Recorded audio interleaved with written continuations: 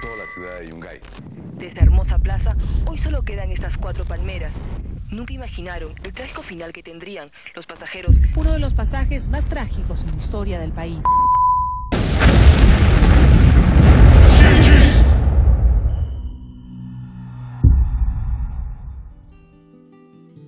Yo tenía 10 años de edad y vivía con mis padres, mis hermanos. Aquel día era un día precioso. Eran 5:30 de la mañana cuando yo desperté. Salté de la cama y escuché el casco de los caballos de mi abuelo. Él, como madrugadores, nos obsequiaba aquel animalito que había nacido por estar despiertos tan temprano.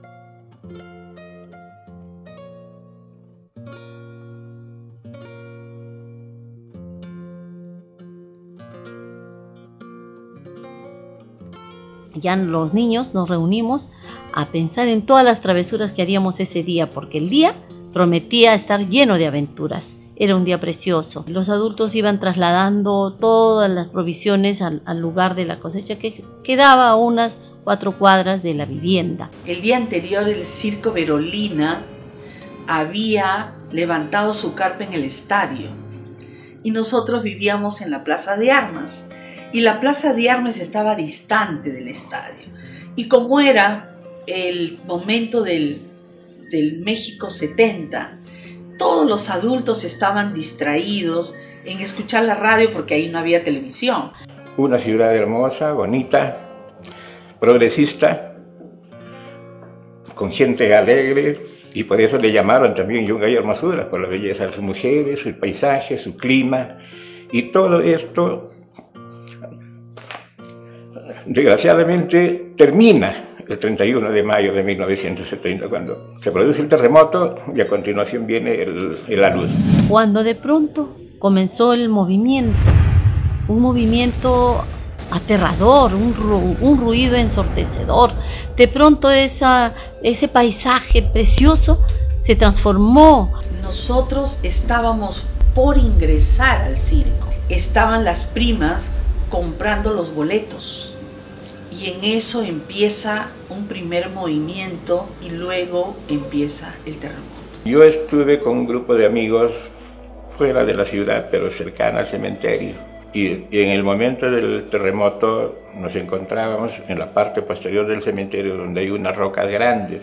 Cuando estábamos allí, que se produce el terremoto, tratamos de salir para volver a la ciudad, pero nos damos cuenta que por el frente se venía ya la luz, una mancha negra fuerte, con un ruido bastante ensordecedor. Y en lugar de volver a Yungay, hemos retrocedido a las rocas y nos ubicamos en la parte más alta de la roca, con la esperanza de que, siendo parte alta, no nos suceda nada. Y fue así. Estaba preparando para Pachamanca, ¿ya?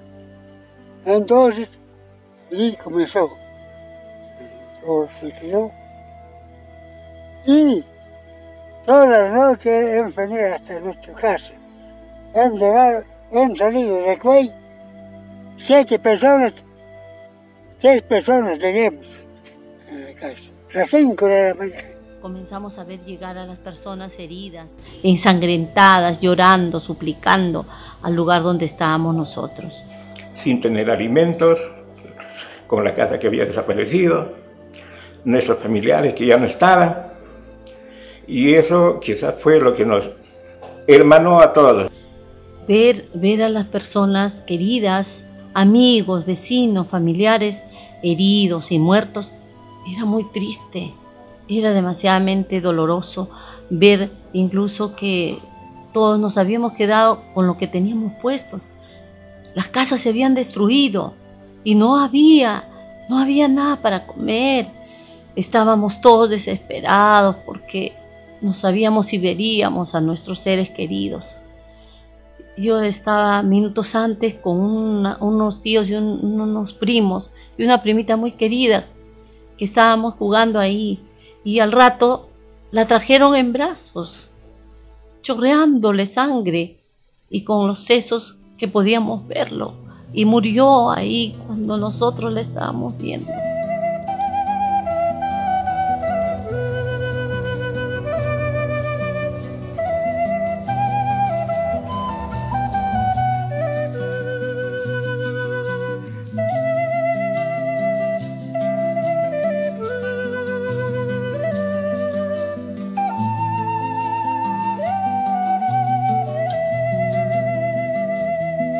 Todos los sobrevivientes, que llegamos a aproximadamente a 450, 480 personas máximo, de 18.000 que hubieron en esta ciudad, pasamos una serie de vicisitudes al quedarnos solamente con la ropa que teníamos puesta en ese momento.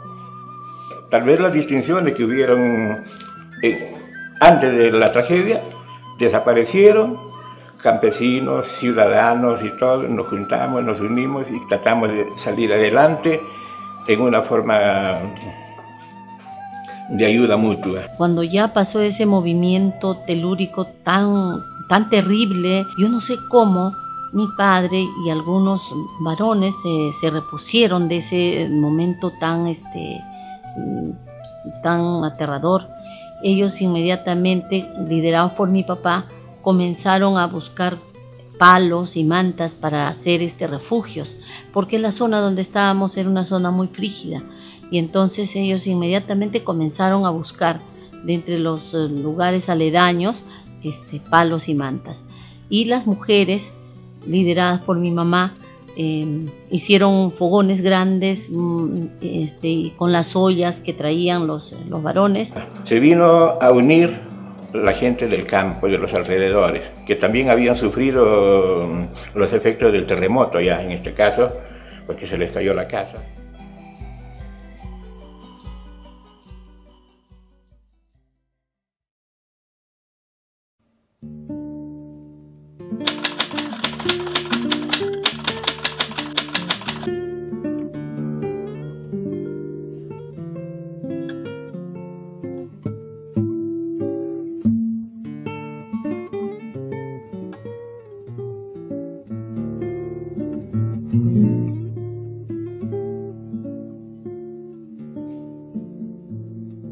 Ese día yo estaba con mi señora viendo el partido de fútbol junto a mi hija, que había nacido el 4 de mayo, a los pocos días, y unos amigos más.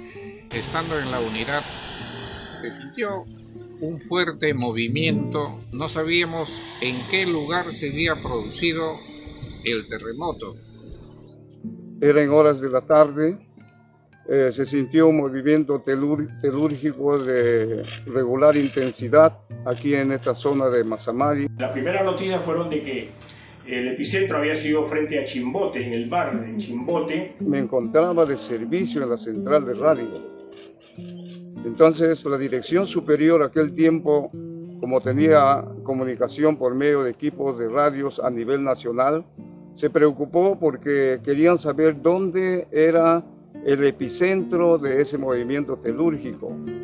Y que no se sabía cuáles eran los daños en esa zona, ¿no? En Huaraz. No se sabía realmente, ¿no? Entonces las carreteras estaban bloqueadas, los cerros se habían caído, la carretera de Chimbote a Huallanca y Ancash estaba bloqueada, cerrada, no había pase. Se escuchó unos sonidos de audio que se llama telegrafías.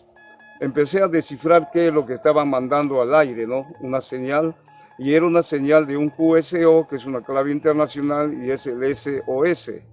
Y este equipo estaba en la única casa sobreviviente parroquial, en Yungay, de un sacerdote. Como a las 18 o 20 horas llega un teleclave número 18, en el cual el director superior de la Benemérita Guardia Civil del Perú disponía que al día siguiente el personal debe desplazarse a Huaraz.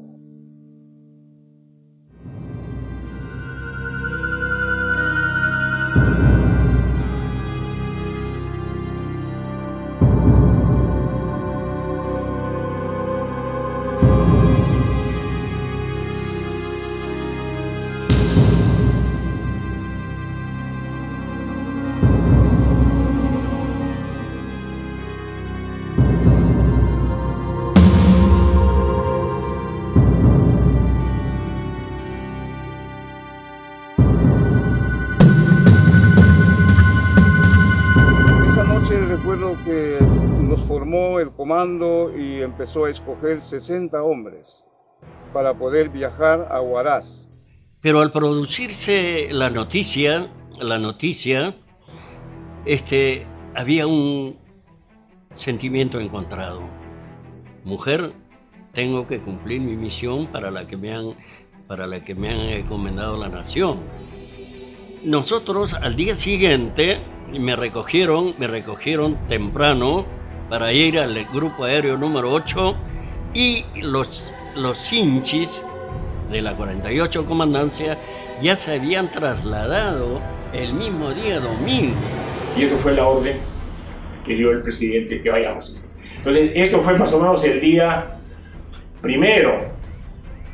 Entonces, dan la orden, por conducto regular, por supuesto, y llega a Mazamari, donde estaba como primer jefe el comandante Ernesto Aguilar Heredia. El día 3 se hace la operación. Después de toda la logística, traer todo el material, el personal, los equipos, herramientas, comida, medicina, todo lo que había en Mazamari, trasladarlo al grupo 8. Al día siguiente, el día 2, llegan los aviones a las 7:30 de la mañana, en los mismos que se partió como a las 9 a la ciudad de Lima.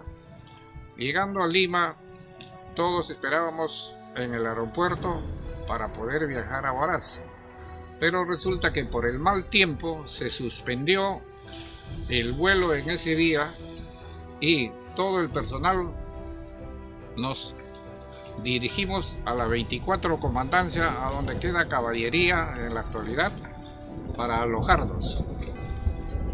En esa noche llegó ahí el director general para incentivar al personal y dar instrucciones precisas qué es y qué íbamos a hacer en Huaraz.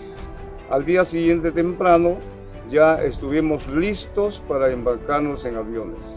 Ahí del grupo número aéreo número 8 nos equipamos con los paracaídas.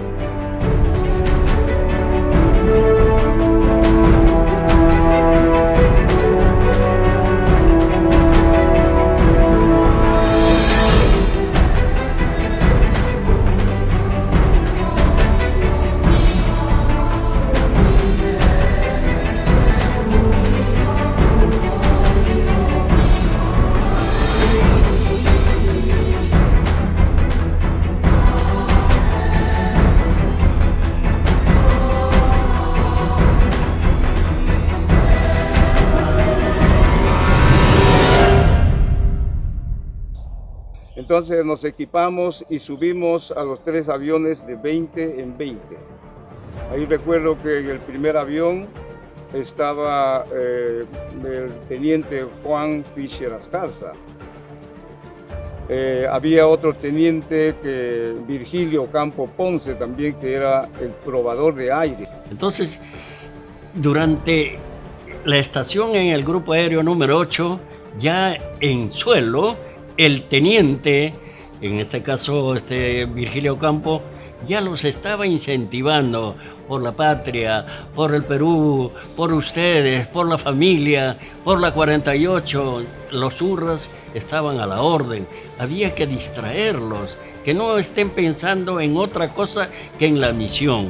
Los aviones, como eran los C-47, aviones chicos para 21 o 22 personas, se dirigían de Lima hasta Chimbote y de Chimbote recién a Huaraz. ¿Por qué? Porque no podían pasar la cordillera en forma directa.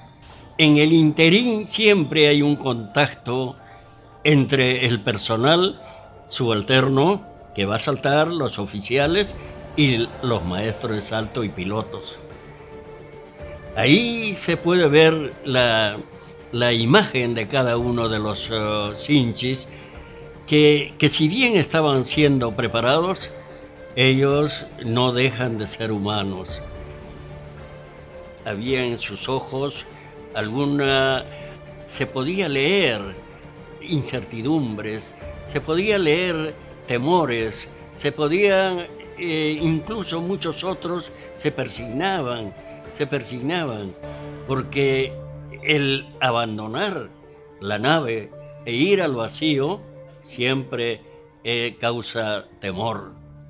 Ese es el momento más difícil de un paracaídas, abandonar la nave y lanzarse al vacío.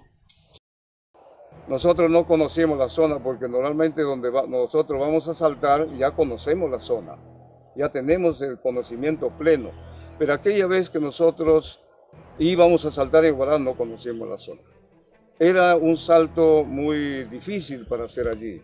¿Por qué? Porque las variaciones del aire, la densidad del aire en la sierra es diferente aquí a donde nosotros estamos aquí en la base de los Inchi, Mazamari, la selva, es muy diferente.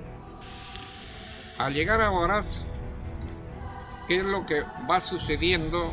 Es que todos nos íbamos porque no sabíamos qué es lo que había sucedido, y en el primer vuelo que se pasa solamente se veía unos escombros y maderas, pero después dan la orden que los aviones tienen que ponerse entre la cordillera negra, por encima de la cordillera negra y la cordillera blanca. No se veía nada.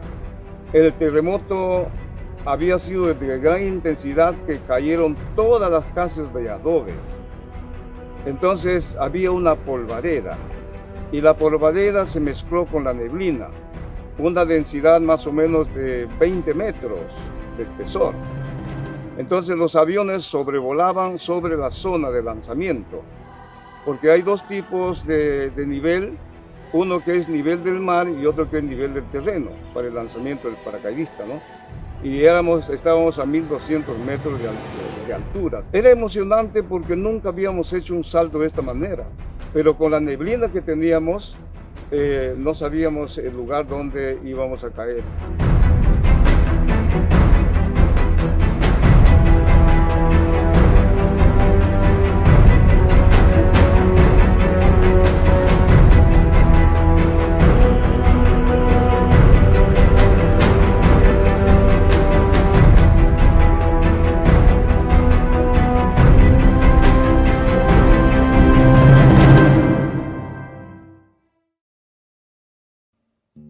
Y las provisiones que teníamos en ese momento, en ese lugar, ya se iban terminando, porque las personas iban llegando de todas partes ahí y todos se refugiaban ahí, y teníamos que compartir lo que teníamos, y por lo tanto ya se iban acabando las provisiones.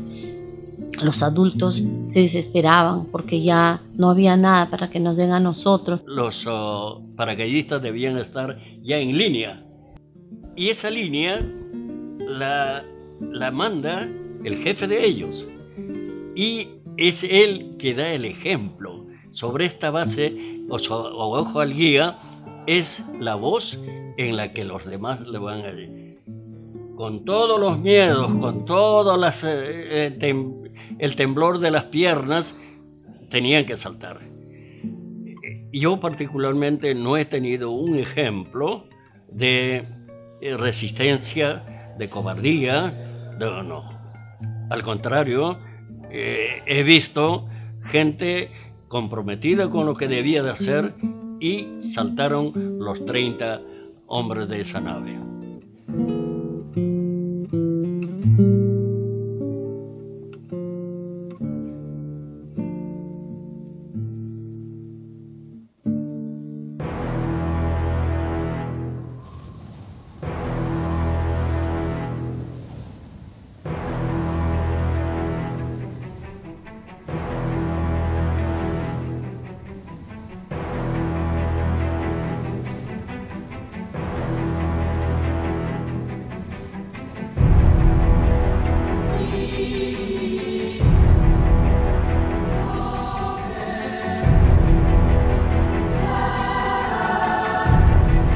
Ver desesperados a nuestros padres, y al ver también todo ese sufrimiento, entonces clamamos ayuda divina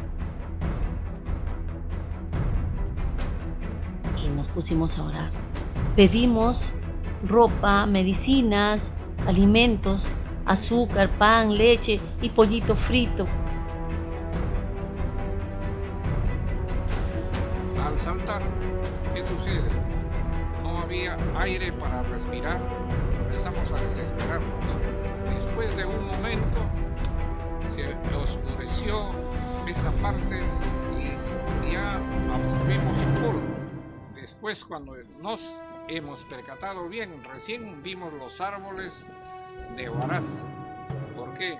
El maestro Exalto nos había dicho: ustedes jalen su paracaídas a un arbolito verde que hay, pero abajo había más de 12.000 plantas de eucalipto. Estaba yo distraída en un rosal y cuando escuché a otro de los niños que decía: mira, ahí están los ángeles que has pedido, Diosito nos ha mandado. Y yo volteé a mirar y todos vimos en el cielo que efectivamente iban bajando los ángeles verdes de ahí. Deben haber sido unos ángeles con paracaídas. Lo recuerdo perfectamente.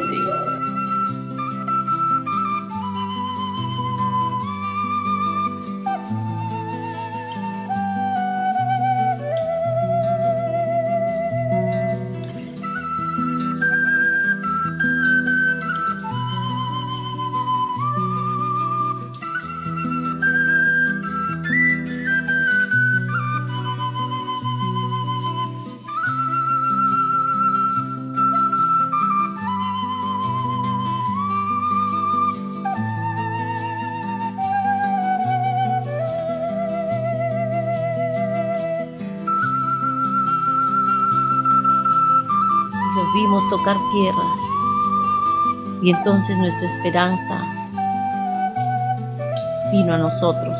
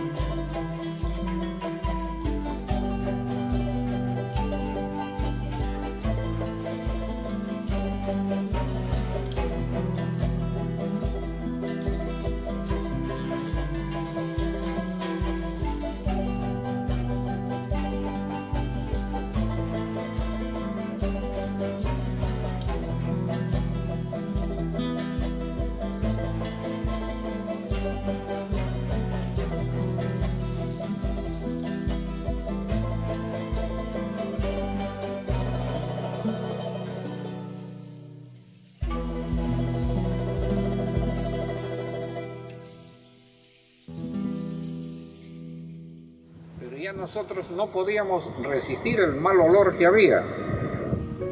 Teníamos que andar con nuestro alcohol y las fosas nasales con nuestro algodón para ponerle a cada rato. Y a la hora que regresábamos a almorzar, nos tapábamos los oídos, la nariz, la boca. ¿Y qué sucedía?